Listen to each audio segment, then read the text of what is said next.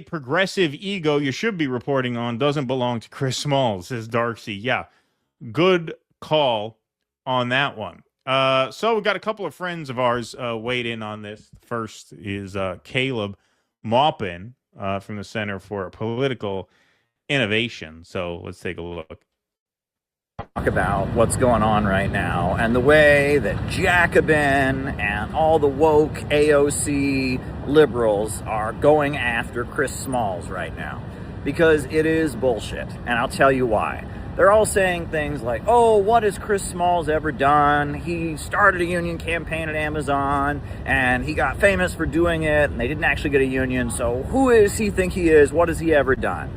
Well, you could say that about so many of the voices now. What did AOC ever do before she got elected to Congress? She was nobody. She just came out of nowhere, and they picked her, and suddenly she was the voice of progressive young people, and she was elected in Congress, and she was a superstar. I met AOC right before she won the primary, before she was even called AOC, and she was nobody. And you can say the same about a lot of these folks, you know? I mean, what did Hassan Piker ever do, right? He just happened to be related to Cenk Uygur, right? What did Vosh ever do? What did ContraPoints ever do, right? There is a lot of picking random people and making them famous internet voices that have an opinion. Here's what's different about Chris Smalls.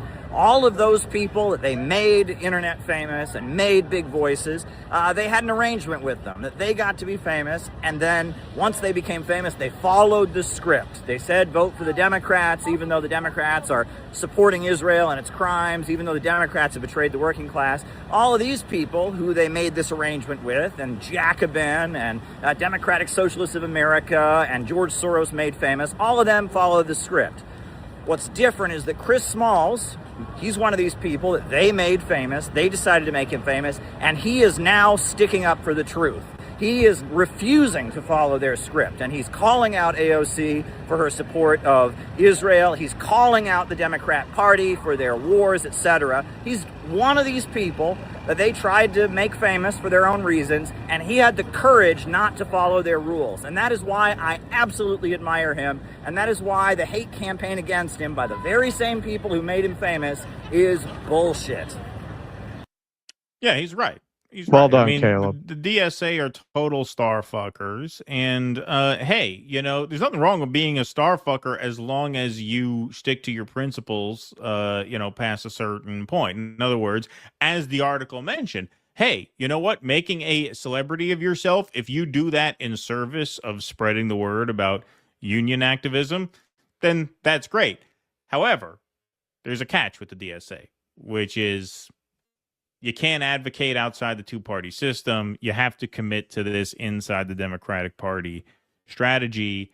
And if you become too radicalized in your dissent against that dynamic, then you're no longer someone who's of use to us. And at that point, the celebrity that we helped you build, and Jacobin played, you know, a small part in that, but not an insignificant part in that. They definitely gassed him up at the time. Then at that point, that celebrity is no longer of use